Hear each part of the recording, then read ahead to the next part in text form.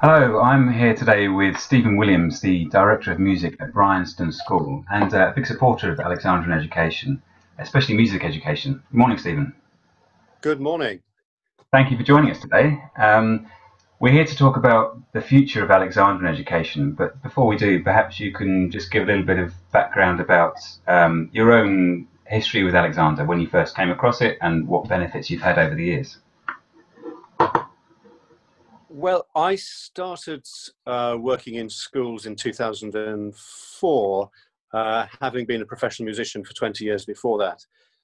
And I went through a university music degree, which is a great sort of track for me. But when I came out of that, I was spending all my time with professional musicians who'd been at conservatoire. And they talked in hallowed, sort of glowing terms about Alexander. And so there was always this sort of sense of wanting to know more about it.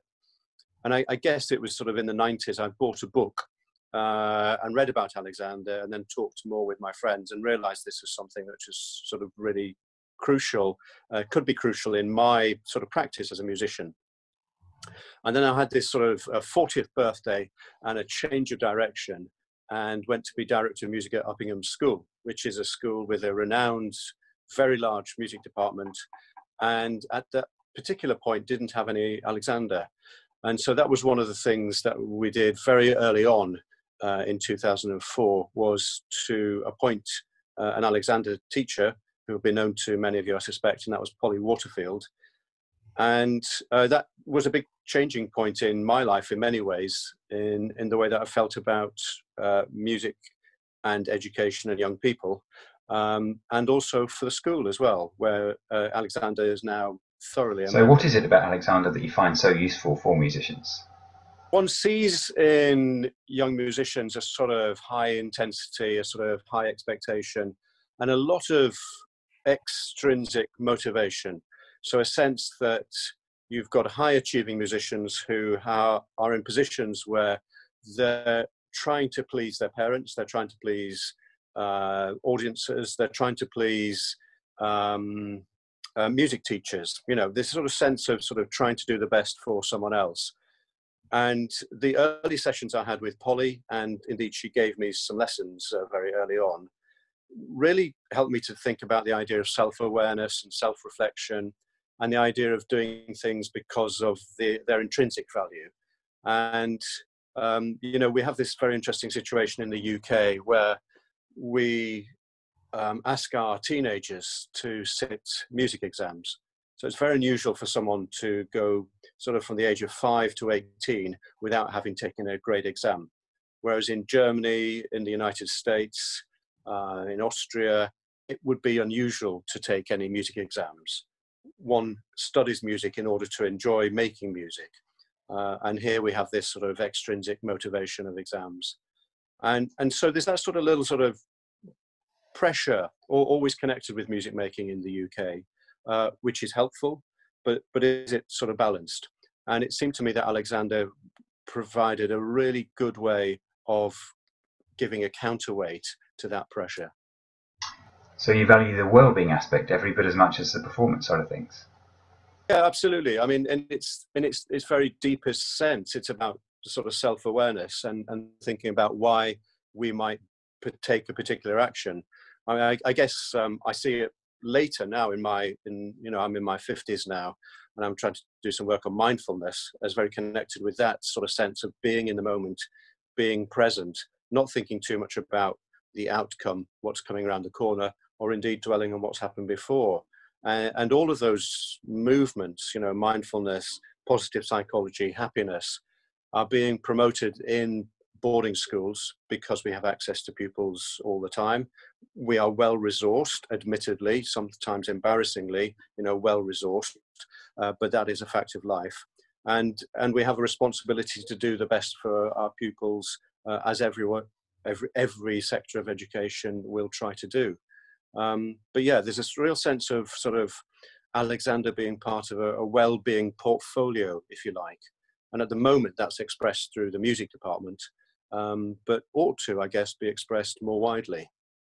Do you see much scope to bring Alexander into state education?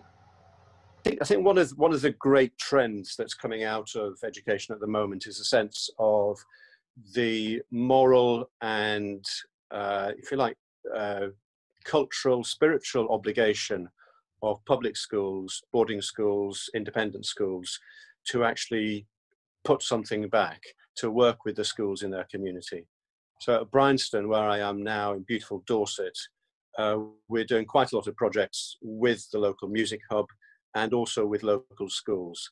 And if sharing our expertise, that's probably the wrong word, sharing our experience of Alexander with schools in the maintained sector was part of that, then that would be a good starting point. The best advocates I've found in schools have not been directors of music, teachers of violin, although they have been in particular, very potent in advocating for Alexander, but actually the pupils themselves who've experienced Alexander.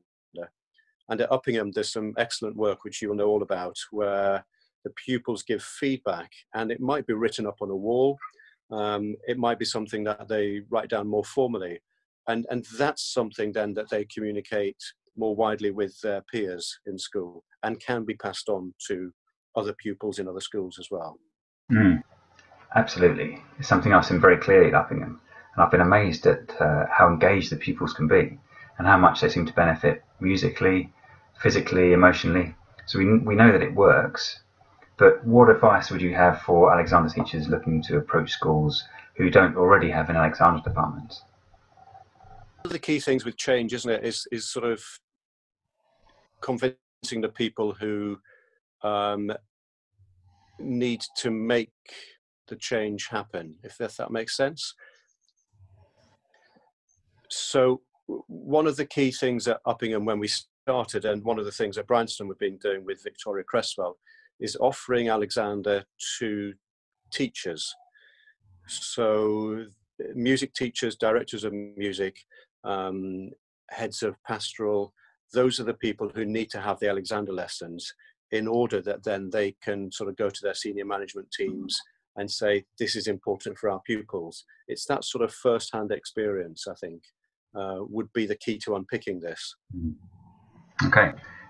What other challenges do you see facing Alexander teachers going forward in the world of education?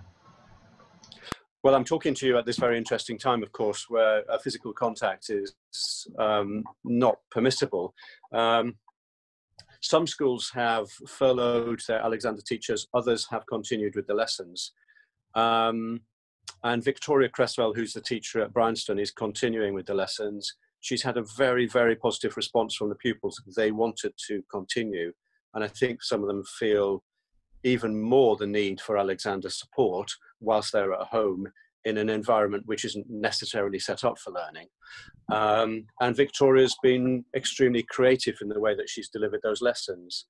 And I think that's one thing that we've all found, is that in this time of coronavirus, we're all being asked to learn new skills, video editing, putting together sort of video lessons, all of those things, but actually being much more creative in the way that we interact.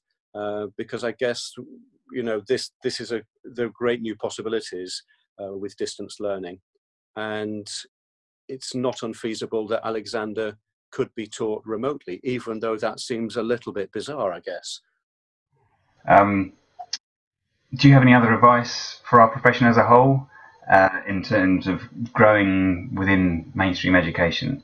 Anything that you think we maybe need to improve on, or any areas that we haven't really covered so far?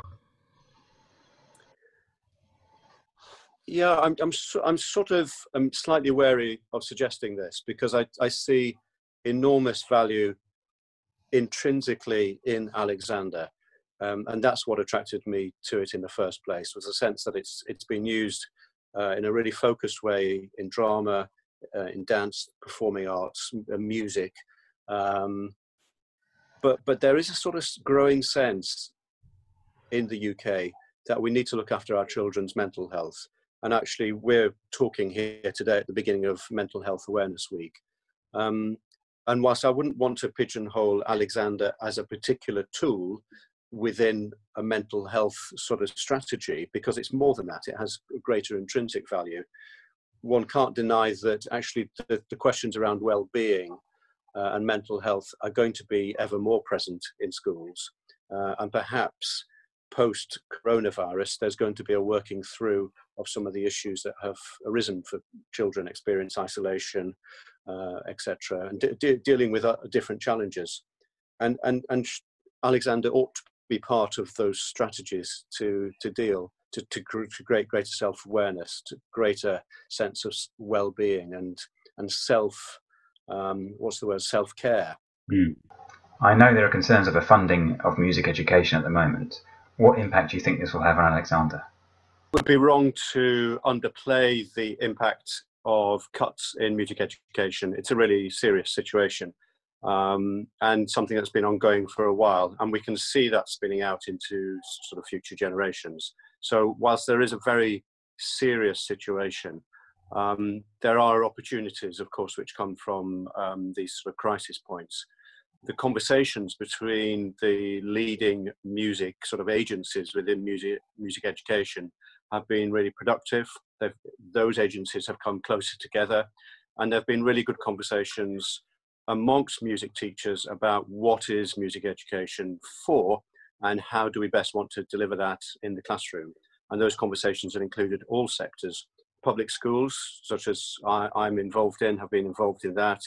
Other schools in the independent sector, the maintained sector, the music hubs, orchestras as well. So there's a coalescing of sort of purpose, and of exploring those questions at the same time means that we're looking more widely for answers. And it seems to me that this is the perfect opportunity for the people who are in charge of Alexander to perhaps reach out to the Music Teachers Association and to present what you do to us, and see how we can work together in future at a time when, you know, there are more opportunities to find the best, better, and the right answers. Brilliant. Thank you, Stephen. It's been really interesting talking to you today. So thank you so much for your time and being involved in our conference.